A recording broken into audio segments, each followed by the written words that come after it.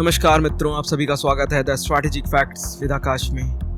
दोस्तों, अब हम बात कर रहे हैं मिडिल ईस्ट की धरती एक बार फिर जल रही है। तेहरान के आसमान में धुआं है,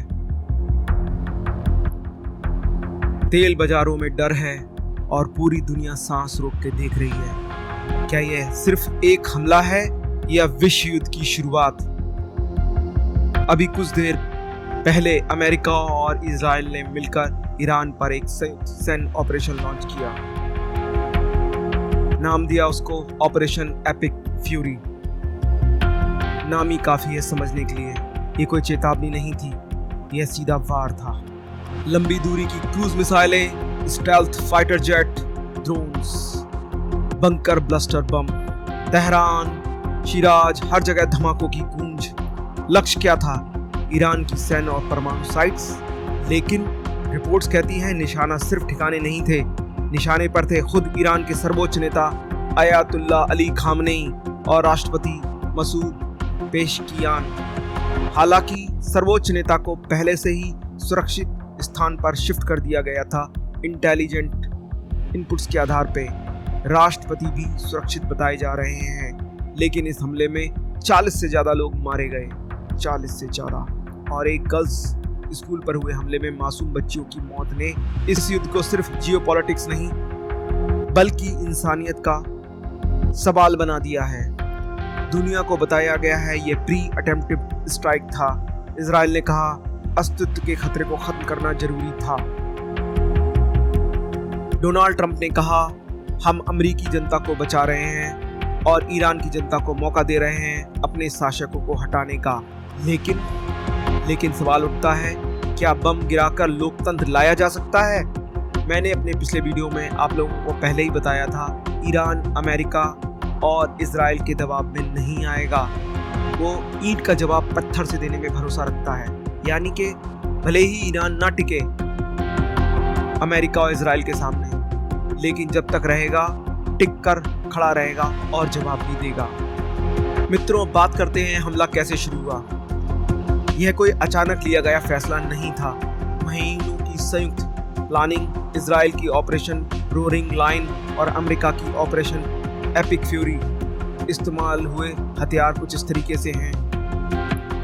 टोमाहाक क्रूज मिसाइल्स 16 से किमी तक मार करने में सक्षम, F-35 stealth jet, F-15 strike fighters, UV-28 bunker blaster bomb, spike precision guide bombs, stand off missiles, Heron, long range drone.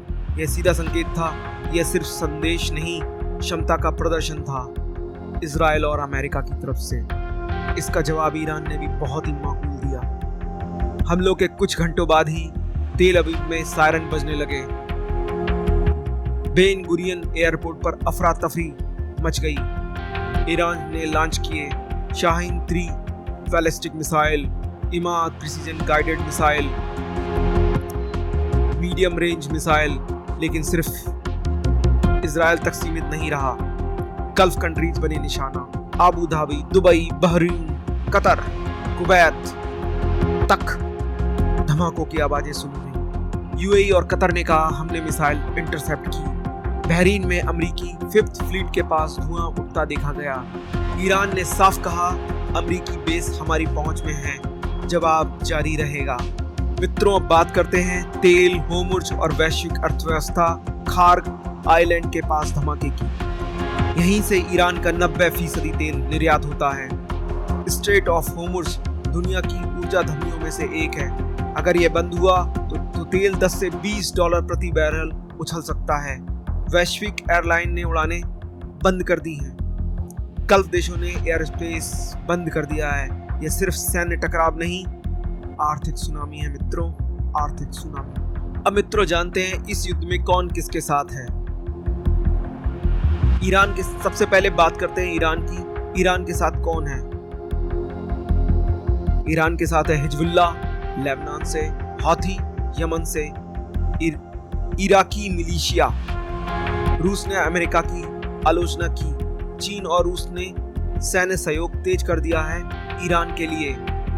लेकिन सच यह भी है ईरान इस बार पहले से ज्यादा अलग थलग है। पाकिस्तान दूरी बनाए हुए है। गल्फ देश ईरान के खिलाफ बयान दे रहे हैं। ट्रंप ने ईरानी जनता से कहा, बाहर मत निकलो, बम गिरेंगे, लेकिन जब हम सब खत्म कर देंगे, सरकार अपने हाथ में ले लो। क्या यह शासन परिवर्तन की खुली रणनीति है? 1979 की इस्लामिक क्रांति के बाद से चला आ रहा टकराव अब चरम पर है मित्रों। क्या विश्व तीसरे विश्व युद्ध की ओर बढ़ रहा है? स्थिति खतरनाक है।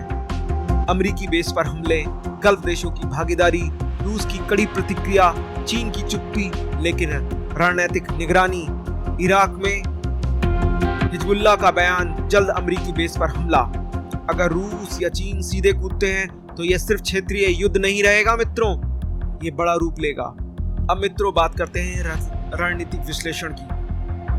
नंबर 1, अमेरिका परमाणु कार्यक्रम रोकना चाहता है। नंबर 2, इजराइल अस्तित्व के खतरे को खत्म करना चाहता है। नंबर 3, ईरान अपनी संप्रभुता और क्षेत्रीय प्रभाव बनाना चाहता है, लेकिन युद्ध की कीमत। तेहरान में लोग बैंक के पैसा निकाल रहे हैं। पेट्रोल पंप पर लंबी लंबी कतारें लगी हैं। इंटरनेट ब्लॉकआउट का डर है मित्रों। एक ईरानी महिला का बयान, हम इस शासन की नीतियों और इजराइल दोनों के बीच मारे जा रहे हैं। भारत के लिए क्या मायने हैं मित्रों इस युद्ध के? तेल कीमतों में उछाल, भारतीय प्रवासियों की सुरक्षा, सरकार की एडवाइजरी, सामरिक संतुलन की चुनौती, भारत को संतुलन साधना होगा।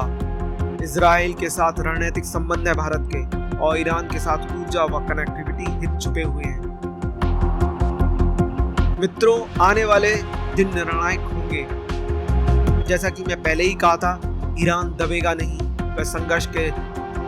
यह संघर्ष कई दिन तक चल सकता है। अमेरिका ने भारी सैन्य जमावड़ा कर लिया है। इजराइल ने एयर स्पेस बंद कर दिया है। गल्फ देश हाई अलर्ट पर है। यह युद्ध सिर्फ मिसाइलों का नहीं है, यह नैरेटिव का भी है। कौन आक्रांता है, कौन रक्षक और कौन पीड़ित? सबसे पहले सबसे बड़ा सवाल, क्या कूटनीति की आखिरी खिड़की बंद हो चुकी थी, या अभी भी कोई बातचीत का रास्ता बचा है? शायद ये युद्ध की शुरुआत इजराइल और अमेरिका की तरफ से सही है या गलत, इसका निर्णय लेना है। मिडिल ईस्ट की आग भड़की तो लपटें दुनिया तक जाएंगी मित्रों। यह सिर्फ ईरान बनाम इजराइल नहीं, यह शक्ति, प्रभुत्व और अस्तित्व की लड़ाई है। और हम इतिहास के उस मोड़ पर खड़े हैं जहां एक गलत फैसला पूरी दुनिया की दिशा बदल सकता है। मैं लगातार आपको अपडेट देता रहूंगा। आप क्या सोचते हैं मित्रों? क्या यह सीमित संघर्ष रहेगा या वैश्विक युद्ध में बदल जाएगा? कमेंट में जरूर लिखिएगा। धन्यवाद मित्रों। जय हिंद, जय भारत, भारत माता की जय।